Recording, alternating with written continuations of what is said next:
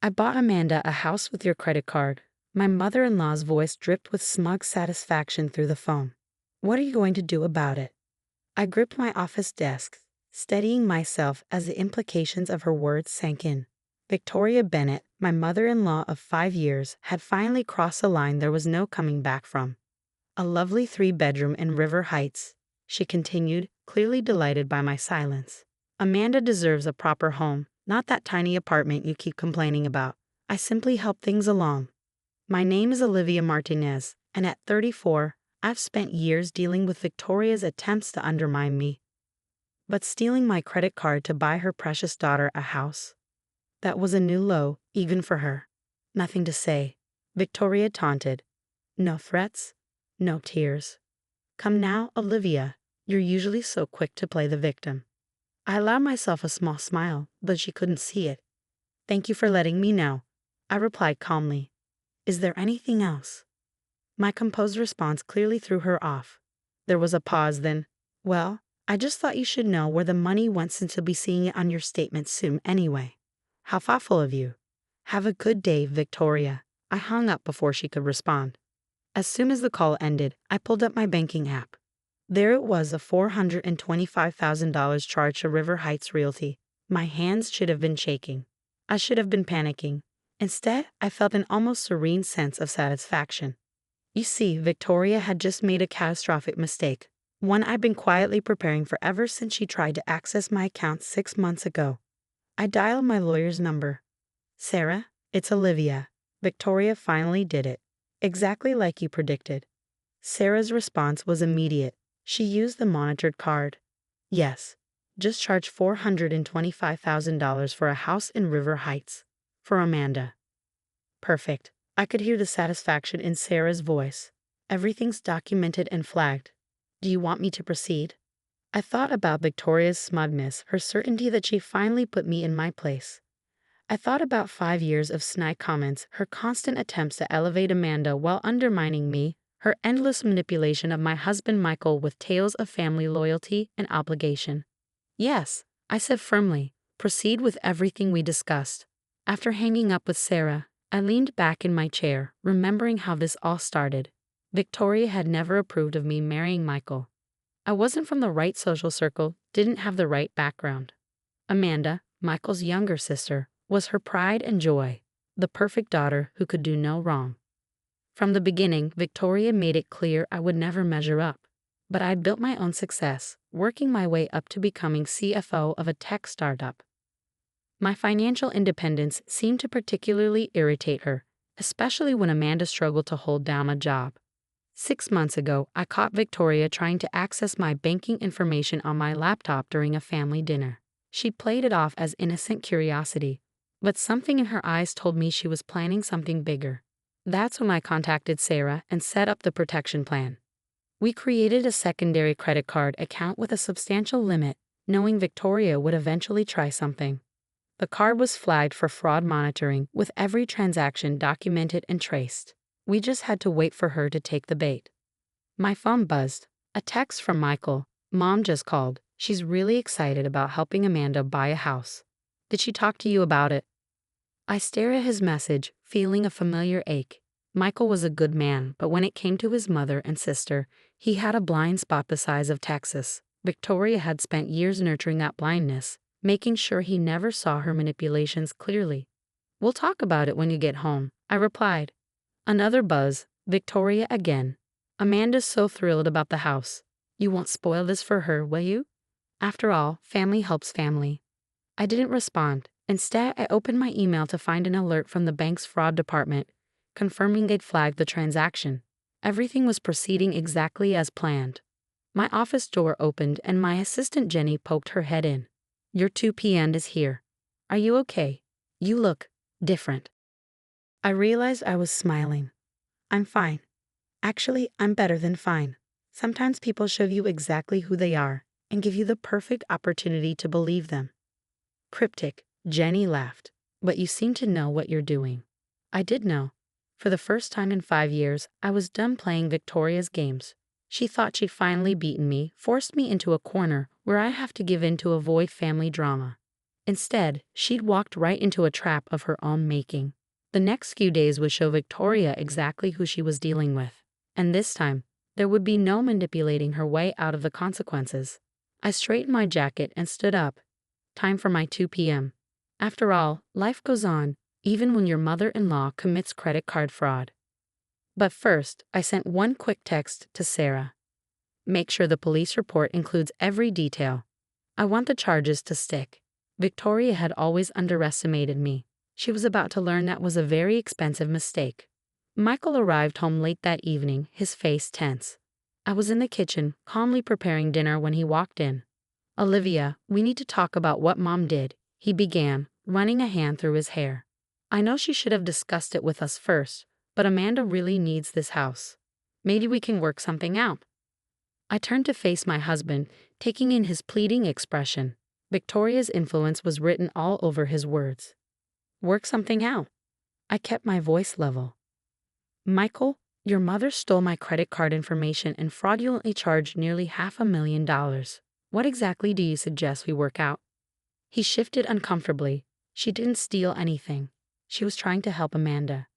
You know how hard it's been for her since she lost her job at the boutique. The boutique she was fired from for taking merchandise? I reminded him. Just like the 3 jobs before that. That was a misunderstanding, Michael protested weakly. Besides, Mom said she'll help with the payments. She just needed your credit to secure the house before someone else bought it. Before I could respond, my phone buzzed. A text from Sarah. Police report filed. The fraud department has frozen the transaction. Expect fallout within the hour. Right on cue, the doorbell rang. Michael opened it to find 2 police officers standing on our porch. Mrs. Martinez? One of them asked. I'm Officer Torres. We're here about a reported credit card fraud involving a real estate purchase. Michael's face paled. Fraud? Olivia, what did you do? What did I do? I stood up straight, meeting his gaze. I reported a crime. Your mother stole my credit card information and made an unauthorized purchase. It's that simple. The next hour was a blur of statements and documentation. I provided the officers with everything Sarah and I had prepared. Records of Victoria's previous attempts to access my accounts, the documented fraud alerts, even screenshots of her gloating texts. Michael sat on the couch, looking shell-shocked as I explained everything to the officers. His phone kept buzzing, no doubt Victoria realizing her plan was unraveling. Just as the police were finishing up, our front door burst open. Victoria stormed in, her face red with fury. How dare you, she shrieked, pointing at me. After everything I've done for this family, you call the police? Over a simple favor? Officer Torres stepped forward. Ma'am, I need you to calm down. Calm down. Victoria laughed hysterically. This ungrateful woman is trying to ruin my daughter's life. Amanda was finally going to have something nice, something she deserves. What your daughter deserves isn't the issue, I said quietly. The issue is that you committed fraud. You stole my credit card information and made an unauthorized purchase of $425,000. It wasn't stealing. Victoria protested. I was helping family. Michael, tell them how this is just Olivia being difficult again. But Michael sat silent, still processing everything he'd learned. His mother's manipulation was finally becoming clear to him. Mrs. Bennett, Officer Torres interjected, we have documented evidence of credit card fraud. You'll need to come with us to the station to answer some questions. Victoria's face crumpled. This is all your fault, she hissed at me. You've never understood family loyalty. You've poisoned my son against me. As the officers led Victoria out, Amanda's car screeched into our driveway. She ran up to the house, mascara streaming down her face. What did you do? She screamed at me. Mom was just trying to help me. The realtor just called. The sale's been canceled. You've ruined everything. I looked at my sister-in-law, taking in her expensive designer outfit and perfectly manicured nails, all funded by Victoria's endless enabling. Your mother committed a crime, I said simply. Actions have consequences. After the police left with Victoria and Amanda stormed out, vowing revenge, Michael finally spoke. Why didn't you tell me what was happening? He asked quietly. About Mom trying to access your accounts before? I sat down beside him. Would you have believed me? Or would you have made excuses for her, like always? He was silent for a long moment. I've been blind, haven't I? All these years, the way she treated you. I always thought you were being oversensitive. She counted on that, I said. She counted on you never questioning her version of events. Michael reached for my hand. I'm so sorry, Olivia. I should have protected you. Instead, I let her manipulate everything. Before I could respond, my phone buzzed again. Sarah's update. Victoria is being charged with credit card fraud and theft. Given the amount involved, she's looking at serious consequences. Want to proceed with pressing charges? I showed Michael the message. He stared at it for a long moment before squeezing my hand. Do what you need to do, he said finally. No more excuses for her behavior. I nodded, typing my response to Sarah. Proceed with everything. It's time for Victoria to face real consequences. As I hit send, I felt a weight lift from my shoulders. For years, Victoria had played her games, confident that family loyalty would protect her from consequences. She'd underestimated not just my intelligence but my determination to end her manipulation once and for all. The house she tried to buy for Amanda would remain unsold. But more importantly, the power she held over our family was finally broken. Michael leaned back on the couch, looking exhausted. What happens now? I smiled slightly. Now, we let justice take its course. And we start building boundaries that should have been there all along. 3 months after Victoria's arrest, I sat in a courthouse watching her plea hearing. She looked smaller somehow.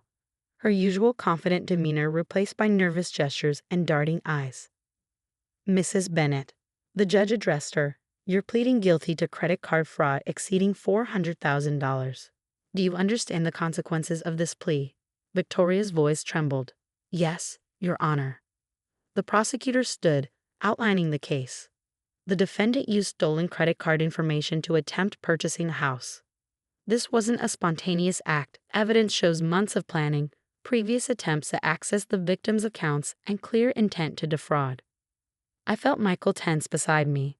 He'd insisted on coming, despite Victoria's pleas for him to stay away. I need to see this through, he'd said that morning. No more hiding from the truth. The judge reviewed the evidence before speaking. Mrs. Bennett, your actions show a disturbing pattern of premeditation. Given the amount involved and your lack of prior record, I'm sentencing you to 2 years of house arrest, 5 years of probation, and full restitution of any fees incurred by the victim. Victoria's shoulders slumped. Her lawyer had warned her it could have been worse. The amount she attempted to steal could have meant jail time. The house arrest was a mercy. Outside the courthouse, Amanda waited, her face twisted with anger. Happy now, she spat. You've destroyed our family. I turned to face her calmly. Your mother destroyed this family when she decided theft was acceptable. You enabled her by always expecting others to fix your problems. I deserve that house. Amanda's voice rose hysterically. Mom was just trying to help me. No, Michael finally spoke up, his voice firm. Mom was trying to control everyone, like always. And you were happy to let her, as long as you benefited. Amanda stared at her brother in shock. This wasn't the easy manipulation she was used to. You're choosing her over your own family? I'm choosing truth over manipulation, Michael replied. Maybe it's time you learned to stand on your own feet instead of expecting Mom to fix everything. As Amanda stormed off, I squeezed Michael's hand. The past few months had been transformative for our marriage. With Victoria's influence diminished, Michael had started seeing family dynamics clearly for the first time. We'd started marriage counseling, working through years of Victoria's interference. Michael had set firm boundaries with both his mother and sister, making it clear that their manipulation would no longer be tolerated. Victoria's house arrest began immediately. She was confined to her home except for approved activities, her movements monitored by an ankle bracelet. The restitution payments would eat into her savings, forcing her to finally face financial reality. A week after the sentencing, we received a letter from Victoria. The handwriting was shaky, unlike her usual confident scrawl. Olivia and Michael, I realize now what I did was wrong. I convinced myself I was helping Amanda, but I was really just trying to maintain control. The thought of facing consequences never occurred to me. I always assumed family loyalty would protect me from any fallout. Seeing everything I built crumble, my reputation, my relationship with my son, my freedom, has forced me to confront some hard truths. I don't expect forgiveness, but I want you to know I understand why you had to take action. Victoria. Michael read the letter twice before setting it down. Do you think she means it? Maybe, I replied. But actions speak louder than words. Let's see if this understanding lasts beyond her house arrest. As for Amanda, she finally had to face adult responsibilities without Victoria's safety net. She found a job as a receptionist, not the glamorous career she'd imagined, but honest work. Sometimes growing up happens later than it should. Sarah called last week with an update. Victoria's making her restitution payments on time, she reported. And the fraud alert system we set up hasn't detected any new attempts to access your accounts. Good, I said. Sometimes the best lesson is having to live with the consequences of your actions. Looking back, Victoria's attempt to steal my credit card turned out to be a blessing in disguise. It forced everyone to confront the dysfunction that had poisoned our family for years. Michael found his strength, Amanda faced reality, and Victoria learned that manipulation has limits. As for me, I no longer have to prove myself worthy of being part of their family. I am who I am, successful, prepared, and unwilling to be anyone's victim. Victoria's house arrest will eventually end, but the changes in our family dynamics are permanent. Sometimes it takes an explosion to clear the air. In our case, it took a fraudulent house purchase to build something stronger, a family based on truth instead of manipulation. Michael and I are expecting our first child now. Victoria will be a grandmother, but one with clear boundaries and limited influence. It's not the family story she would have written, but it's the one she created through her own actions. Sometimes the best revenge isn't revenge at all. It's simply letting justice take its course.